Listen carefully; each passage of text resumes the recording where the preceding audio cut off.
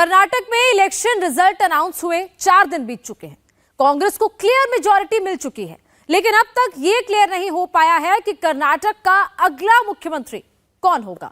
सिद्धरामैया और शिव कुमार के बीच गुटबाजी के डर से कांग्रेस ने चुनाव से पहले ही सीएम पद के उम्मीदवार के नाम का ऐलान नहीं किया, लेकिन चुनाव के बाद भी इन दोनों के बीच गुटबाजी के डर से कांग्रेस मुख्यमंत्री के नाम का ऐलान नहीं कर पा रही है। पहले सूत्रों से यह खबर आई कि सिद्धरामैया सीएम होंगे। बेंगलुरु में शपथ ग्रहण की तैयारी भी होने लगी, लेकिन तभी शिव कुमार अड़ गए। उन्होंने पार्टी हाईकमान को दो टूक कह दिया कि मुख्यमंत्री के तौर पर सिद्धरामैया कतई कबूल नहीं है।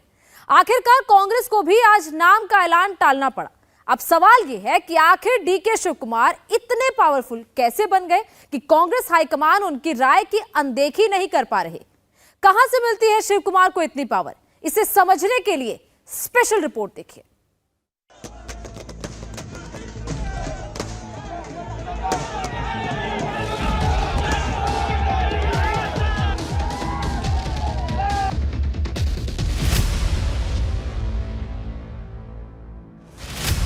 कर्नाटक को कब मिलेगा नया किंग?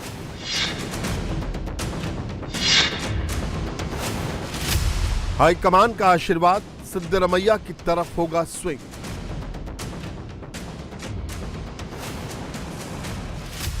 कांग्रेस को राहत या आफत?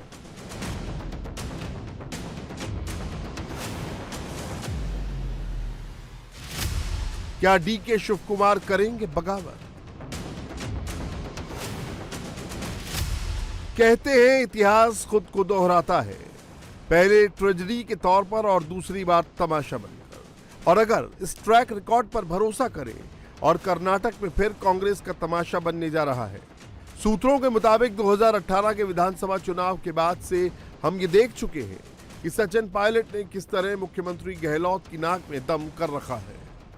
मध्य प्रदेश में तो ज्योतिरादित्य सिंधिया ने कांग्रेस विधायक तोड़कर बीजेपी की सरकार ही बनवा दी। कर्नाटक में जबरदस्त बहुमत मिलने के बावजूद राज्य में कांग्रेस सरकार का भविष्य क्या होगा, इस पर आशंका की नींव अभी से पड़ गई। कर्नाटक में कांग्रेस सरकार के भविष्य पर आशंका के बादल छाने की वजह बना है कर्नाटक में मुख्यमंत्री का पद। 13 मई को घोषित चुनाव नतीजों में कर्नाटक की जनता ने कांग्रेस को जबरदस्त बहुमत दिया। तभी से सिद्धरामैया और डीके शिव कुमार की नजर मुख्यमंत्री की कुर्सी पर है। इसके बाद दिन बदलते रहे, तारीख बदलती रही। बेंगलुरु से लेकर दिल्ली तक मीटिंग्स पर मीटिंग्स होती रही। डीके शिव कुमार और सिद्धरामैया ही नहीं बल्कि इनके सपोर्टर्स की भी दिल की धड़कन बढ़ती रही। कर्नाटक का मुख्यमंत्री चुनने में कांग्रेस अध्यक्ष मल्लिकार्जुन खड़गे के भी पसीने छूट रहे हैं, क्योंकि मुख्यमंत्री पद से ना तो सिद्धरामैया अपना दावा छोड़ने को तैयार है, ना ही डीके शिव कुमार पीछे हटने के मूड में हैं। कर्नाटक में नतीजे घोषित हुए 4 दिन हो चुके हैं, लेकिन 4 दिन की मशक्कत और कई मीटिंग्स में मंथन करने के बाद भी कांग्रेस अब तक मुख्यमंत्री पद पर फैसला नहीं कर सकी है। आज पहले यह खबर आई कि कर्नाटक एक बार फिर से अपने पुराने चेहरे पर दांव लगाने को तैयार है और सिद्धरामैया कर्नाटक के अगले मुख्यमंत्री होंगे, लेकिन डीके पीछे हटने को तैयार नहीं है। यही वजह है कि आज जब रणदीप सुरजेवाला कर्नाटक के सियासी डेवलपमेंट पर जानकारी देने आए तो उन्होंने कर्नाटक में कांग्रेस सरकार कैसे चलाएगी, क्या फैसला करेगी, ये सब तो बता दिया, लेकिन मुख्यमंत्री कौन होगा इसके बारे में कुछ नहीं बताया। श्री मल्लिकार्जुन खड़गे जी, जिनको कांग्रेस विधायक दल ने सर्वसम्मति से ये अख्तियार दिया है कि वो कांग्रेस का अगला विधायक दल का नेता एंड कॉन्सिक्वेंटली मुख्यमंत्री घोषित करें, वो बाकायदा संपूर्ण चर्चा कर रहे हैं। हमारे ऊपर मोदी जी 10-10, 15-15 दिन में निर्णय करते हैं। मल्लिकार्जुन खड़गे जी 2 दिन से डेलिब्रेशंस कर रहे हैं। हो सकता है आज, हो सकता है कल तक हम आपको ये निर्णय बता देंगे। कांग्रेस पार्टी की अगली कांग्रेस की सरकार कर्नाटक में 6.5 करोड़ कन्नडिगांव के लिए काम करने के लिए प्रतिबद्ध है।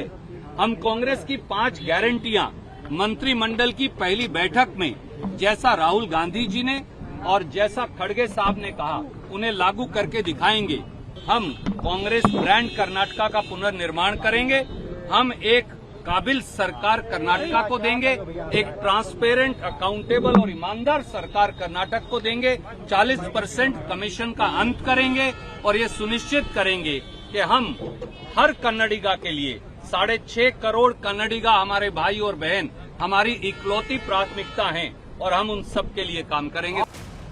तो ये बात तो क्लियर हो गई है कि कांग्रेस के पास भले ही बहुमत जबरदस्त हो, लेकिन मुख्यमंत्री चुनना आसान नहीं है। और अगर सूत्रों की माने तो डीके शिव कुमार का सख्त रुख ही इस डेडलॉक की वजह बन रहा है। कर्नाटक पर फैसला न होने की सबसे बड़ी वजह यह है कि डीके शिव कुमार सीएम पद से अपना दावा छोड़ने को तैयार नहीं है। शिव कुमार कह रहे हैं कि अगर इतनी मेहनत करने और पार्टी को बहुमत दिलाने के बावजूद उन्हें मुख्यमंत्री नहीं बनाया गया तो ये उनका अपमान होगा। कांग्रेस को भी ये डर लग रहा है कि अगर शिव कुमार को भरोसे में नहीं लिया तो फिर कर्नाटक में भी मध्य प्रदेश या फिर राजस्थान जैसे हालात पैदा हो सकते हैं। कांग्रेस भी इस बात को जानती है कि डीके शिव कुमार ऐसे नेता नहीं हैं जो मुंह तक आए निवाले को इस तरह छिन जाने के लिए चुपचाप बर्दाश्त कर लेंगे। डीके शिव कुमार की एक इमेज एक फायर ब्रांड नेता की है जो मुंह में होता है खुलकर बोलते हैं, पॉलिटिकल करेक्टनेस पर भरोसा नहीं करते। यही वजह है कि चाहे अपनी हजारों करोड़ रुपए की प्रॉपर्टी की जानकारी देना हो या फिर कर्नाटक का मुख्यमंत्री बनने की अपनी महत्वाकांक्षा, डीके शिव कुमार ने कोई भी बात नहीं छिपाई। कर्नाटक चुनाव के नतीजे आने के बाद भी सिद्धरामैया ने तो मीडिया से खास बात नहीं की, लेकिन डीके शिव कुमार लगातार बोलते रहे और उन्हें मुख्यमंत्री पद की ख्वाहिश रखने का हक भी है, क्योंकि कांग्रेस में कर्नाटक का चुनाव न सिर्फ उनकी अध्यक्षता में कांग्रेस ने जीता बल्कि पार्टी के लिए फंड की व्यवस्था भी उन्होंने ही की।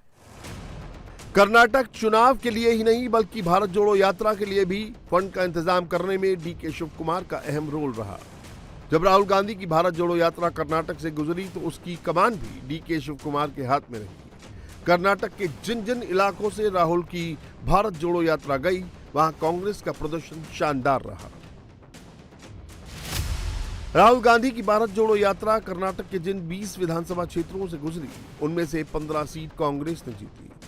जेडीएस के हिस्से में 3 सीट आई, जबकि बीजेपी को महज 2 सीटों पर संतोष करना पड़ा। जबकि पिछले यानी 2018 के चुनाव में कांग्रेस ने यहां महज 5 सीटें जीती थी। 6 सीट जीतकर जेडीएस दूसरे नंबर पर थी, जबकि बीजेपी ने सबसे ज्यादा 9 सीट जीती थी। यही वजह है कि डीके शिव कुमार ने सोचा कि उन्हें अपनी इस मेहनत का फल मिलेगा। भारत जोड़ो यात्रा ही नहीं बल्कि कर्नाटक चुनाव में भी उन्होंने अपनी जी जान झोंक दी। चुनाव नतीजे आने के बाद उन्होंने खुलकर गांधी परिवार की तारीफ की। करप्शन के केस में जब शिव कुमार तिहाड़ जेल में थे तब किस तरह सोनिया गांधी उनसे मिलने जेल में आई, ये बताते हुए वो रो पड़े।